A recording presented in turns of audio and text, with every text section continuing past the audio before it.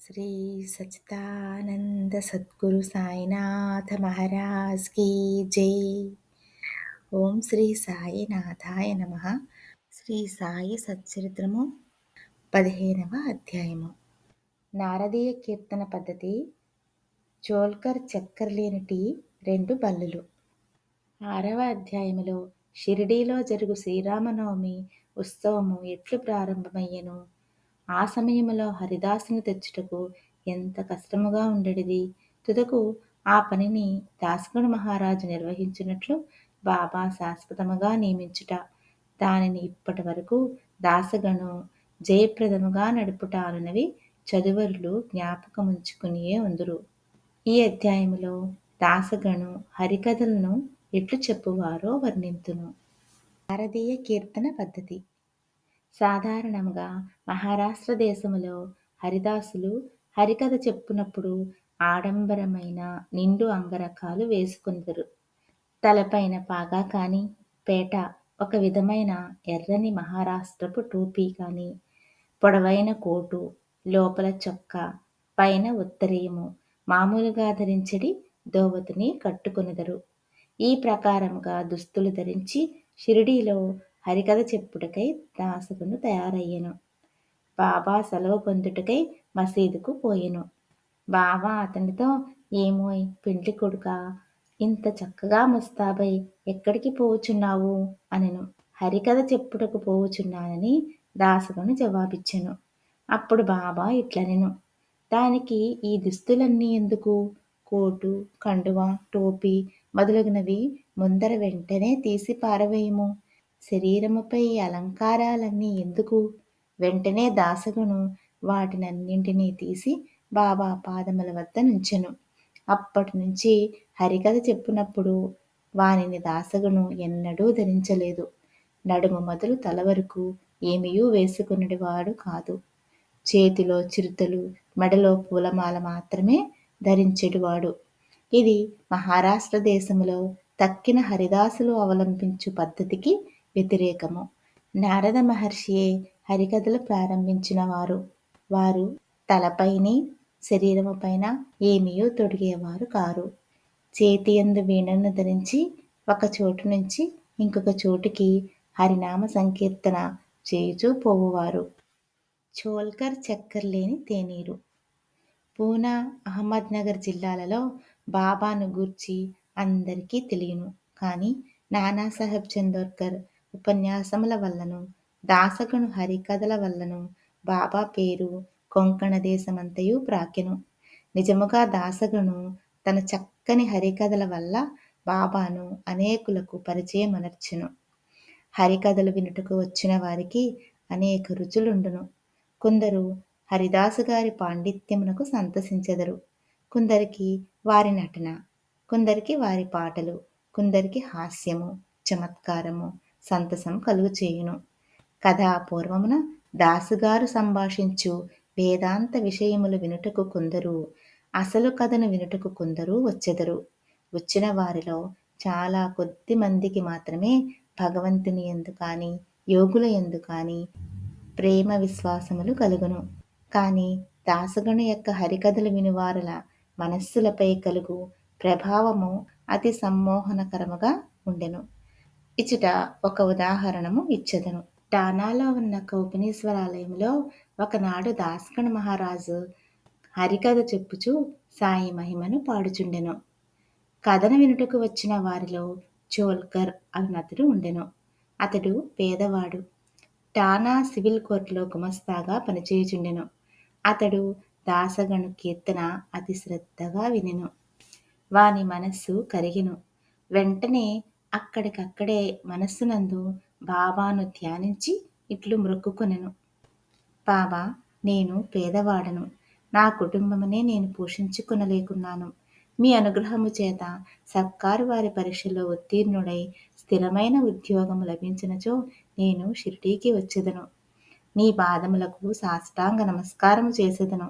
నీ పేరున కలకండ పంచిపెట్టుదును. బాబా కృపచే చోల్కర్ పరీక్షలో పాసయ్యెను. స్థిరమైన ఉద్యోగము దొరికెను. కనుక మొక్కు చెల్లించవలసిన బాధ్యత ఎంత త్వరగా తీర్చినచో అంత బాగుండుననుకొనెను. చోల్కరు బీదవాడు. వాని కుటుంబము చాలా పెద్దది. కనుక షిరిడీ యాత్ర చేయుటకు ఖర్చు పెట్టుకొనలేకుండెను.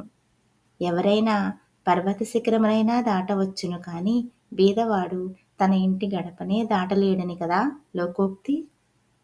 చోల్కర్కు ఎట్లైనా శ్రీ సాయి మృక్కును త్వరలో చెల్లించవలనని ఆతృత కలిగెను. కావున తన సంసారమునకగు ఖర్చులను తగ్గించి కొంత పైకమును మిగుల్చవలనని నిశ్చయించుకొనెను. తేనీటిలో వేయు చక్కెరను మాని ఆ మిగిలిన ద్రవ్యమును దాచుటకు ప్రారంభించెను. ఈ విధముగా కొంత ద్రవ్యమును మిగిల్చిన పిమ్మట షిరిడీకి వచ్చి బాబా పాదములపై పడెను. ఒక టెంకాయ బాబాకు సమర్పించెను. తాను మొక్కుకున్న ప్రకారము కలకండ పంచిపెట్టెను. తన మనస్సులోని కోరికలన్నీయు ఆనాడు నెరవేరినవనియు తనకు ఎంతయో తృప్తిగా ఉన్నదనియు బాబాతో చెప్పెను. చోల్కర్ బాబూ సాహెబ్ జోగు గృహమందు దిగెను. అప్పుడు వీరిరువురు మసీదులో ఉండిరి. ఇంటికి పోవుటకై వారు లేచి నిలవగా బాబా జోగును పిలిచి ఇట్లనెను. నీ అతిథికి టీ కప్పులలో విరివిగా చక్కెర వేసి ఇమ్ము. ఈ పలుకులలోని భావమును గ్రహించిన వాడై చోల్కర్ మనస్సు కరిగెను. అతడు ఆశ్చర్యమగ్నుడయ్యెను. వాని కండ్లు బాష్పములచే నిండెను. తిరిగి బాబా పాదములపై పడెను. జోగు కూడా ఈ మాటలు విని టీ కప్పులలో చక్కెర ఎక్కువగా కలుపుట అనుదాని భావము ఏమై ఉండునా అని యోచించెను. బాబా తన పలుకులచే చోల్కర్ మనస్సునందు భక్తి నమ్మకములను కలుగజేయవలనని ఉద్దేశించెను. వాని మృక్కు ప్రకారము తనకు రావలసిన కండ చక్కెర ముట్టినదనియు తేయాకు నీళ్లలో చక్కెరను ఉపయోగించకపోవుటాను రహస్య మనోనిశ్చయమును చక్కగా కనుగొననియు చెప్పెను. బాబా ఇట్లు చెప్పనుద్దేశించెను. నా ముందర భక్తితో మీ చేతులు చాపినచో వెంటనే రాత్రింబవళ్ళు మీ చెంత నేనుండెదను. నా దేహము ఇచ్చుట ఉన్నప్పటికీ సప్త సముద్రముల కవ్వల మీరు చేయుచున్న పనులు నాకు తెలియను. ప్రపంచమున మీకిచ్చ వచ్చిన చోటికి పోవుడు. నేను మీ చెంతనే ఉండెదను. నా నివాస స్థలము మీ హృదయమునందే కలదు. నేను మీ శరీరములోనే ఉన్నాను. ఎల్లప్పుడూ మీ హృదయములలోనూ సర్వజన హృదయములందు కల నన్ను పూజింపుడు. ఎవ్వరు ఈ విధముగా నన్ను గుర్తించెదరో వారు ధన్యులు, పావనులు, అదృష్టవంతులు. బాబా చోల్కర్కు ఎంత చక్కని ముఖ్యమైన నీతిని ఈ విధముగా బోధించెనో కదా. 2 బల్లులు. ఈ అధ్యాయమును 2 చిన్న బల్లుల కథతో ముగించెదను. ఒకనాడు బాబా మసీదులో కూర్చుని ఉండెను. ఒక భక్తుడు బాబా ముందర కూర్చుని ఉండెను. ఒక బల్లి టిక్కు టిక్కుమని పలికెను. కుతూహలమునకై ఆ భక్తుడు బల్లి పలికిన దానికి అర్థమేమని బాబాను అడిగెను. అది శుభశకునమా లేక అశుభమా అని ప్రశ్నించెను. తన చెల్లెలు ఔరంగాబాద్ నుండి తనను చూచుటకు వచ్చునని ఆ బల్లి ఆనందించుచున్నదని బాబా పలికెను. భక్తుడు నిర్ఘాంతపోయి కిమ్మనక కూర్చుండెను. బాబా పలికిన దానిని అతడు గ్రహించలేకుండెను. కొంత తడవైన పిమ్మట ఔరంగాబాద్ నుండి ఎవరో గుర్రముపై బాబా దర్శనమునకై షిరిడీకి వచ్చిరి. అతడింకనూ కొంత దూరము పోవలసి ఉండెను. కాని వాని గుర్రము ఆకలిచే ముందుకు పోలేకుండెను. గుర్రమునకు ఉలవలు కావలసి ఉండెను. తన భుజముపై ఉన్న సంచిని తీసి ఉలవలు తీసుకుని వచ్చుటకై పోవునప్పుడు దానిలోనున్న ధూళిని విదిలించెను. అందులో నుండి ఒక బల్లి క్రిందపడి అందరూ చూచుచుండగా గోడనెక్కెను. ప్రశ్నించిన భక్తునకు ఇదంతయు జాగ్రత్తగా గమనించుమని బాబా చెప్పెను. వెంటనే ఆ బల్లి తన సోదరుని వద్దకు సంతోషముతో పోయెను. చాలా కాలము పిమ్మట అక్క చెల్లెండ్రు కలుసుకొనిరి. ఒకరినొకరు కౌగిలించుకుని ముద్దుడి కొనిరి. గుండ్రముగా తిరుగుచూ అధిక ప్రేమతో ఆడిరి. షిరిడీ ఎక్కడా, ఔరంగాబాద్ ఎక్కడా? గుర్రపు రౌతు ఔరంగాబాద్ నుంచి బల్లిని తీసుకుని షిరిడీకి ఎట్లు వచ్చెను? రాబోయే 2 అక్క చెల్లెండ్రు కలియుదురని బాబా ముందుగానే ఎట్లు చెప్పగలిగెను? ఇదంతయు బహు చిత్రముగా ఉన్నది. ఇది బాబా సర్వజ్ఞుడని నిరూపించుచున్నది. ఉత్తర లేఖనము. ఎవరైతే ఈ అధ్యాయమును భక్తి శ్రద్ధలతో నిత్యము పారాయణ చేసెదరో వారి కష్టములన్నీయు శ్రీ సాయినాథుని కృపచే తొలగును. 15వ అధ్యాయము సంపూర్ణము.